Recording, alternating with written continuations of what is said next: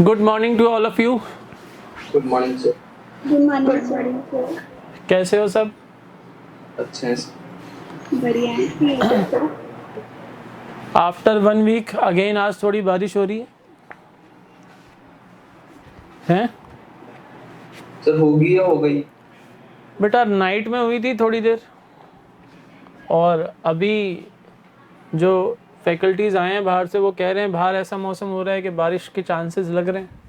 मैं कहा अच्छी बात है तो हाँ जी, तो आओ स्टार्ट करें। हमने क्वेश्चन नंबर 20 तक कंप्लीट कर लिया था। Yes sir. किसी भी क्वेश्चन में प्रॉब्लम है क्या? अप टू क्वेश्चन नंबर 20 अभी भी डाउट है किसी क्वेश्चन में? सर मैंने 13 क्वेश्चन करा लेकिन मेरा आंसर नहीं आया। 13th में आंसर नहीं आया? क्या बात कर रही हो? कौन सा क्वेश्चन है? सुकेश और वनीता का? सुकेश एंड वनीता का क्वेश्चन है ना? Yes sir. उसका आंसर नहीं आ रहा? No sir. क्या बात है Gunjan. Sukesh and Vanita were partners in a firm. Their partnership agreement provides that profit would be shared by Sukesh and Vanita in the ratio of 3:2. Sukesh and Vanita, सब कुछ ही बिगड़ गया। Sukesh and Vanita profit sharing ratio is 3:2. Other student से हो गया question? IOC देना है eight the rate of 5%। Per annum नहीं लिखा हुआ है, पर एनम नहीं लिखा है, इट मीन्स टाइम कंसिडर नहीं होगा। अगर पर एनम लिखा होता है तो time will be considered. Without per annum अगर लिखा हुआ है rate of interest on capital, then we will not consider the time factor for calculating interest on capital, for calculating interest on capital. Next point दे रखा है कि वनीता को हम सैलरी देंगे 600 रुपीज़ पर मंथ, तो salary will be paid to Vanita at the rate of 600 per month. Per month 600 है तो 12 से मल्टीप्लाई करोगे 7200 वनीता की सैलरी होगी, वनीता की सैलरी होगी। अब आपको ईयर एंडिंग 31 मार्च 17 की डिटेल्स दे रखी हैं। कैपिटल अकाउंट्स हैं हमारे 40,000 ईच। करंट अकाउंट्स के बैलेंसेज हैं 7,200 एंड 2,800। ड्राइंग्स दे रखी हैं 10,850 एंड 8,150। ये आपको डिटेल्स दे रखी हैं। मुझे बताओ, अगर कैपिटल और करंट दोनों दे रखे हैं तो कौन सा मेथड फॉलो कर रखा है? Fixed capital. सर अगर दोनों दे रखे हैं it means fix capital method follow कर रखा है, फिक्स्ड कैपिटल मेथड फॉलो कर रखा है, ठीक है ना? Yes sir. अब आगे वो क्वेश्चन में कह रहा है कि net profit for the year before charging IOC and after charging Vanita salary. Sukesh की तो कोई सैलरी नहीं है क्वेश्चन में, ये मैंने कल करेक्शन कराया था आप लोगों को। आफ्टर चार्जिंग वनीता सैलरी है 9,500। Prepare profit and loss appropriation account and partners current account. तुम्हारा आंसर नहीं आया मतलब कि एप्रोप्रिएशन अकाउंट भी नहीं बना आपसे, कोई बात नहीं, कोई बात नहीं, बन जाएगा। ये देखो profit and loss appropriation account, profit and loss appropriation account. कोई बच्चा बाद में आए, मैं पहले लिख दूं यहाँ पर क्वेश्चन नंबर 13 है, क्वेश्चन नंबर 13 है ये आपकी debit side and this is your credit side. For the year ending, for the year ending 31 मार्च 2017, यहाँ पे मैं लिखूंगा by profit and loss account. मुझे बताओ profit after charging Vanita salary कितनी बता रहा है? 9,500। और वनीता की सैलरी कितनी है? सर सैलरी का क्या करोगे? क्रेडिट साइड में सर आप सैलरी का क्या करोगे? बेटा partner salary is an appropriation of profit. तो हम जो करेक्ट प्रॉफिट है, जो हम प्रॉफिट एंड लॉस अकाउंट से P&L एप्रोप्रिएशन अकाउंट में ट्रांसफर कर रहे हैं, वो तो कैलकुलेट करेंगे ना। तो 7,200 अगर ऑलरेडी इसमें चार्ज किया हुआ है तो एड बैक करेंगे, तो एक्चुअल प्रॉफिट जो P&L अकाउंट से ट्रांसफर हुआ वो तो कैलकुलेट करोगे। ये आ जाएगा आपका 9 और 7 16,700 रुपये 16,700। अब यहाँ पे आप दे दो to salary to Vanita, to salary to Vanita कितना, वही 7200 दे दो, 7200 वनीता को सैलरी दे दो। वनीता को हमने सैलरी दे दी 7200। फिर पार्टनर्स को आईओसी दे दो, 2 आईओसी यानी 2 इंटरेस्ट ऑन कैपिटल। अब मुझे बताओ इनकी कैपिटल कितनी थी, 40,000 ईच थी ना? Yes sir. Fix capital balance, sir current account balance पे भी इंटरेस्ट देंगे क्या? नहीं, in case of silence current account balances पे कोई इंटरेस्ट नहीं दिया जाता। लेकिन अगर क्वेश्चन में स्पेसिफिकली कहे कि allow interest on capital account balance as well as on current account balance, अगर क्वेश्चन में स्पेसिफिकली कहेगा तो हम करंट अकाउंट बैलेंसेस पे भी इंटरेस्ट देंगे, अदरवाइज करंट अकाउंट बैलेंसेस के ऊपर कोई इंटरेस्ट नहीं पे किया जाता। तो आईओसी सुकेश एंड वनीता दोनों का इक्वल ही है 40,000, 5% of rupees 40,000 2,000। Yes sir. 4,000 outer column में। अब आपका 16,700 में से 7,200 निकलता है तो 9,500 प्रॉफिट बचता है, उसमें से 4,000 आप लेस कर दो तो हमारा प्रॉफिट बचता है कितना, 5,500। प्रॉफिट शेयरिंग रेशो है 3:2, 3:2। 5 से डिवाइड करोगे 1100 आ गया, 3,300 सुकेश और 2,200 वनीता। आ तो रहा है बेटा आंसर, कहाँ दिक्कत आ रही है? सर वो नेट प्रॉफिट निकालने में गलती हो गई थी। अब बेटा अगर एडिशन सब्ट्रैक्शन गलत कर रहे हो तो वो तो फिर दिक्कत वाली बात है बेटा। थोड़ा ध्यान से गुंजन, थोड़ा ध्यान से।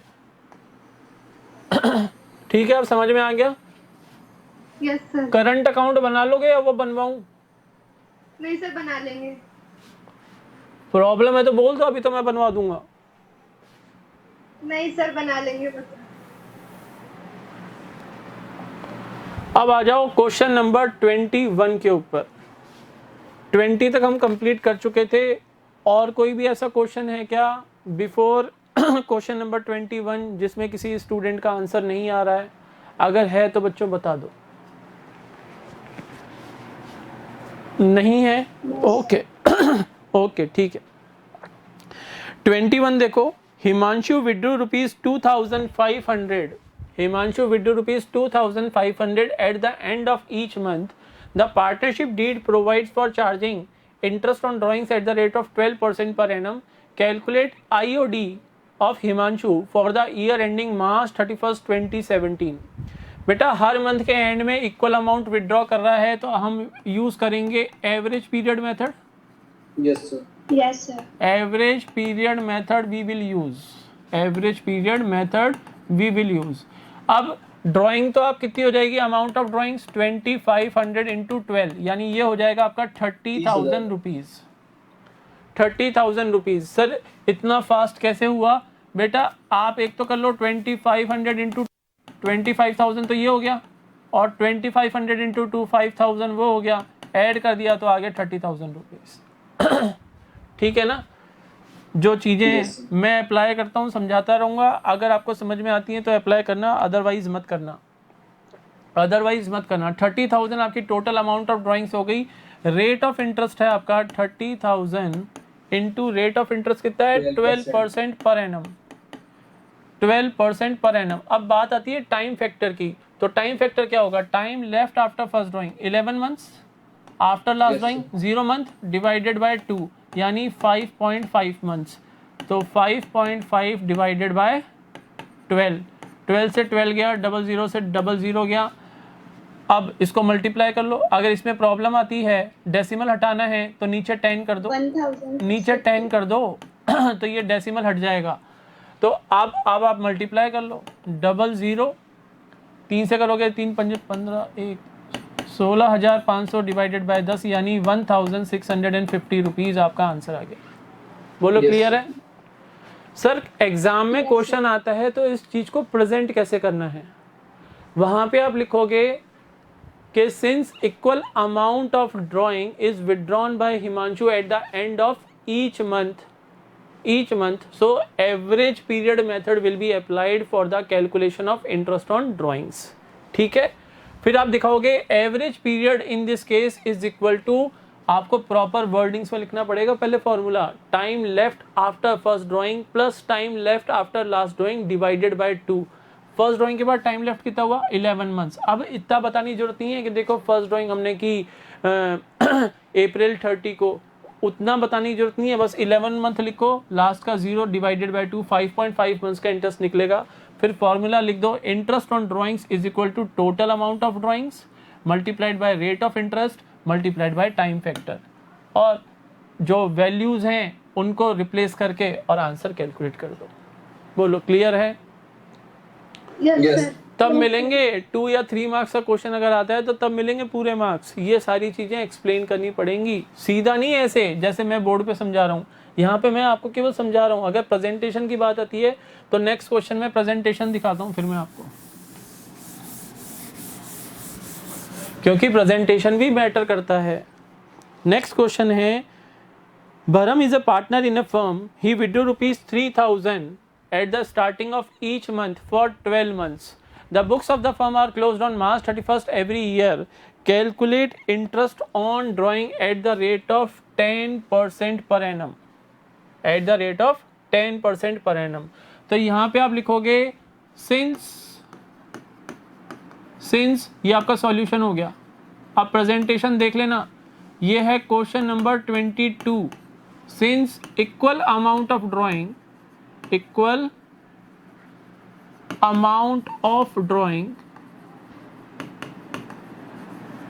since equal amount of drawings is withdrawn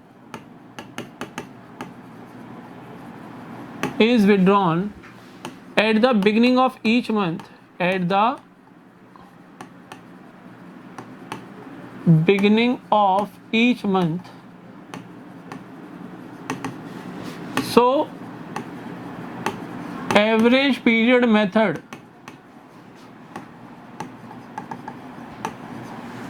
will be applied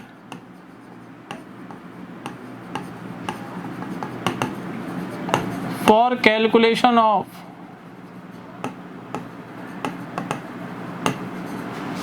interest on drawings. पहले ये लाइन लिख देना, फिर आप लिखना total amount of drawing. Total amount भी तो बताओगे, total amount of drawings 3,000 per month किए हैं, 12 मंथ तक किए हैं तो 36,000. फिर आप बताना एवरेज पीरियड, वो फॉर्मूला लिख लेना, time left after first drawing plus time left after last drawing divided by 2, यानी 6.5 मंथ्स का इंटरेस्ट कैलकुलेट करोगे. Yes, sir. Rate of interest on drawings 10% per annum, 10% per annum, और लास्ट में लिखोगे IOD is equal to 36,000 into 10% for 6.5 months, for 6.5 months. तो ये लिख लो 1 divided by 10, ये गया डेसिमल आपका. अब 10 से 10 कट गया, 00 से 00 गया, 12 से कटोगे तो 30 ये आ जाएगा. ठीक है ना, 30 इंटू 65 कर लो, आंसर आ जाएगा. 30 इंटू 65 कर लो, आंसर आ जाएगा. तो ये आ गया 0, 3 पंजे 15, 5 1 3 6 18 और 1 19. 1950 इज योर आंसर. बोलो मैच हो रहा है? Yes sir. कोई डाउट है क्वेश्चन में? Yes. सर एक बार इसको नीचे कर दो, स्क्रीनशॉट कर दो. हाँ, किया नहीं बेटा, ये क्वेश्चन हुआ नहीं आपसे? ये हो गया सर. तो प्रेजेंटेशन देखना है. Yes sir. अच्छा देख लो बेटा, ये इतनी चीज़ें लिखोगे ना बेटा तब मैं दूंगा पूरे 2 नंबर. अगर आप ये चीज़ें एक्सप्लेन नहीं करोगे कि आपने टोटल अमाउंट ऑफ ड्राइंग्स कैसे निकाली या एवरेज पीरियड के लिए आपने क्या फॉर्मूला लगाया, तो बेटा एग्जामिनर आपको कैसे पूरे नंबर देगा. प्रेजेंटेशन भी मैटर करता है. क्लियर है? Yes sir. हटा दूं इसको, हटा दूं? Yes sir.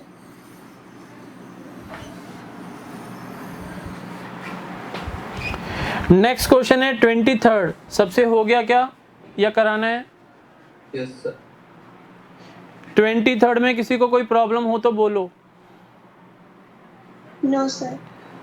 आप लोगों ने कहाँ तक हो गए आप लोगों के क्वेश्चंस, मुझे पहले तो ये बताओ। सर 25 में डाउट है। 25 में डाउट है, उससे पहले कुछ को कोई डाउट नहीं है। अदर स्टूडेंट्स 25 तक किसी को कोई डाउट है? सर 25 का आंसर नहीं आ रहा। 25 का आंसर नहीं आ रहा, वो गलत है आंसर, इसलिए नहीं आ रहा। 23rd सबसे हो गया, 24 सबसे हो गया, क्यों? उन क्वेश्चंस में कोई प्रॉब्लम भी नहीं थी, क्वेश्चन बिल्कुल इजी थे। 23rd में ये ध्यान रखना, जो PSR है वो इक्वल है। तो मैंने हमेशा आपको सिखाया है, अगेन मैं आपको बता रहा हूँ, जब आप एग्ज़ाम में क्वेश्चन पढ़ रहे हो, ये क्वेश्चन चल रहा है आपका, और क्वेश्चन में अगर PSR आपको किस में दे रखा है? वर्डिंग्स में दे रखा है, वर्डिंग्स में दे रखा है, इक्वल पार्टनर्स हैं या 3:2 के रेशो में डिस्ट्रीब्यूट करते हैं PSR, वो PSR वर्डिंग्स में लिखा हुआ है। तो या तो इस साइड या फिर आपके लेफ्ट हैंड साइड आप लिख लो PSR 1:1, न्यूमेरिक फॉर्म में लिख लो बेटा, टाइम वेस्ट नहीं होगा। नहीं तो 10-15 सेकंड तुम वापस इस क्वेश्चन को पढ़ोगे PSR चेक करने के लिए कि PSR कहाँ है क्वेश्चन में। तो लिख लेना, क्वेश्चन नंबर 23 ऐसा ही एक क्वेश्चन था जिसमें PSR वर्डिंग्स में लिखा हुआ है। ये 15-15, 20-20 सेकंड तुम सेव करोगे ना, तो eight the end of your exam आपके पास 5 से 10 मिनट मिलेंगे आपको, जो आपको हेल्प करेंगे या तो आपकी कॉपी को, आंसर कॉपी को वापस रीचेक करने में, या फिर मान लो कोई आपको किसी क्वेश्चन में बैलेंस शीट बनानी थी, टोटल आप नहीं लगा पाए थे क्योंकि आपको डर था कि पेपर छूट जाएगा, तो टोटल बाद में लगा लेंगे। तो अब वो टोटल लगाने के लिए आपके पास 10 मिनट पड़े हैं। बात आ रही है समझ में? Yes sir. क्वेश्चन नंबर 25 का आंसर ये आ रहा है क्या सबका? ये आंसर आ रहा है? Yes sir. तो आपने क्वेश्चन बिल्कुल सही किया है। जिस बच्चे का ये आंसर आ रहा है वो बिल्कुल सही कर रहा है क्वेश्चन। सबका है ये आंसर? Yes sir. तो बेटा तुमने क्वेश्चन सही किया, आंसर चेंज कर लो, आंसर चेंज कर लो, क्वेश्चन सही किया तुमने। आगे बोलो 25 के बाद किसमें क्वेश्चन में प्रॉब्लम है? 26 के सामने भी लिख लेना, क्वेश्चन नंबर 26 में भी PSR वर्डिंग्स में दे रखा है 1:1। ये हैबिट डाल लो बेटा, ये हैबिट डालो न्यूमेरिक फॉर्म में लिखने की PSR को। 26 हो गया, yes sir. 27th, yes sir. 28th, yes sir. अरे शाबाश शाबाश, 29th, yes sir. Very good. 29th में रेशियो ऑफ गारंटी क्या है बेटा? क्वेश्चन नंबर 29th में, क्वेश्चन नंबर 29th में रेशियो ऑफ गारंटी क्या है? सर पिंकी दीप्ति वाला क्या? हाँ बेटा वही है। क्वेश्चन नंबर 29th में रेशियो ऑफ गारंटी क्या है?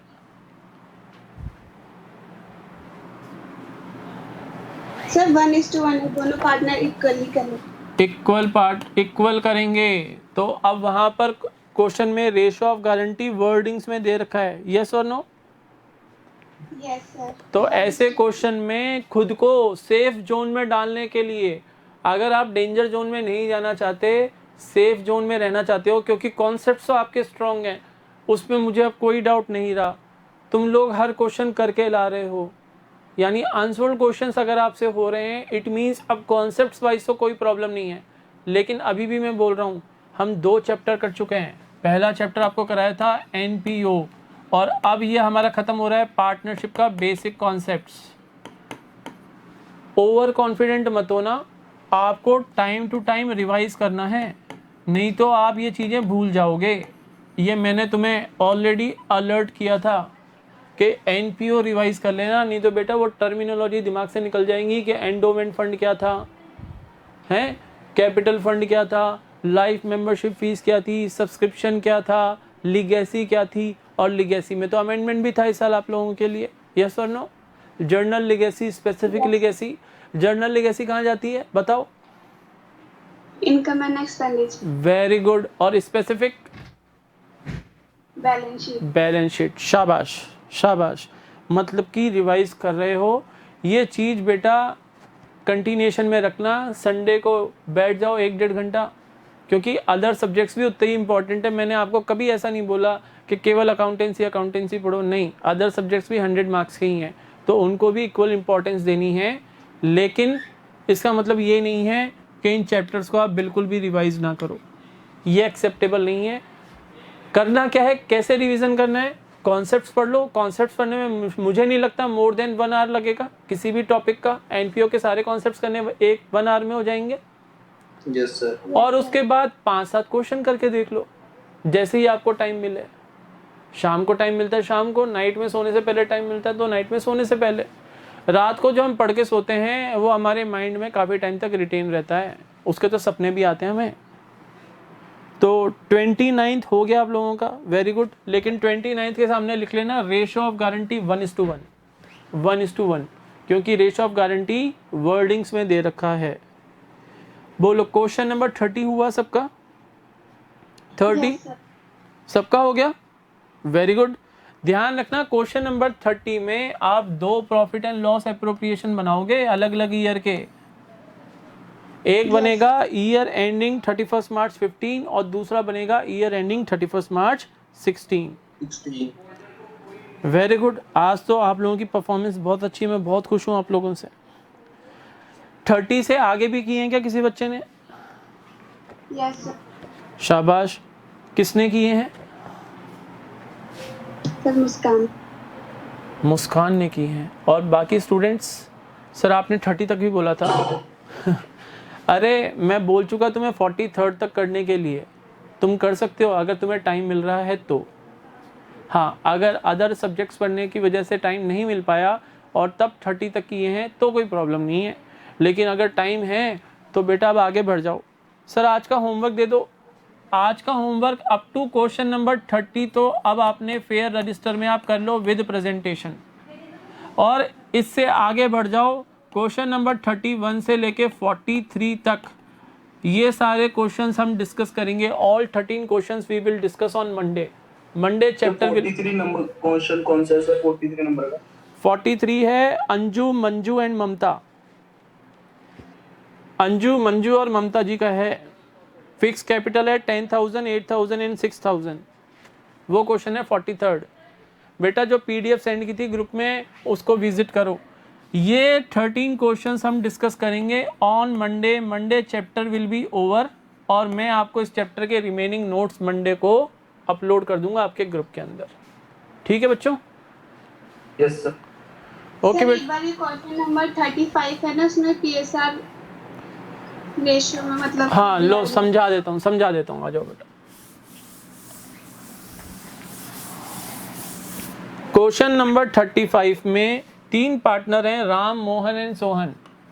Ram, Mohan and Sohan. Profit sharing ratio दे रखा है 1/2, 1/3, 1/3 एंड 1/6। जब ऐसे दे रखा हो प्रॉफिट शेयरिंग रेशियो तो ध्यान रखना, इसको तो न्यूमरेटर बोलते हैं ना, ऊपर वाले को, यस सर। और इसको डिनोमिनेटर बोलते हैं। Yes sir. तो आपको करेक्ट पीएसआर चाहिए तो ध्यान रखना डिनोमिनेटर इक्वल कर दो सबके, डिनोमिनेटर सबके इक्वल हो जाने चाहिए। यहाँ पर आप निकालो एलसीएम। एलसीएम कितना आएगा? 6 आएगा ना? Yes sir. 2 3 जा 6, तो 3 1 जा 3, ये आ गया 3 is 2, 3 2 जा 6, 2 से मल्टीप्लाई करो 1 को 2, और 6 1 जा 6, 1 को मल्टीप्लाई करो न्यूमरेटर से 1। ये आपका प्रॉफिट शेयरिंग रेशियो आ गया 3:2:1। ऐसे करते हैं बेटा इसको। ये आपका प्रॉफिट शेयरिंग रेशियो है 3:2:1। क्लियर है? Yes sir. अब क्वेश्चन हो जाएगा, अब हो जाएगा, ठीक है ना? अब हो जाएगा, कोई बात नहीं बेटा, पूछना चाहिए। जो चीज़ समझ में नहीं आ रही वो पूछो आप। मैंने आपको कभी ऐसे नहीं कहा कि कोई ऐसे हल्के लेवल की या भारी लेवल की क्वेरी लाएगा या नहीं लाएगा, ऐसा कुछ भी नहीं है। आपको जो चीज़ समझ में नहीं आ रही बिना झिझक के पूछो, बिना झिझक के पूछो, ठीक है ना बेटा? समझ में आ गया अब? Yes sir. चलो फिर दैट्स ऑल फॉर टुडे। हम मंडे को मिलते हैं, इस चैप्टर को ओवर करेंगे मंडे को। Okay sir. Okay students, bye, have a nice day. Nice day sir.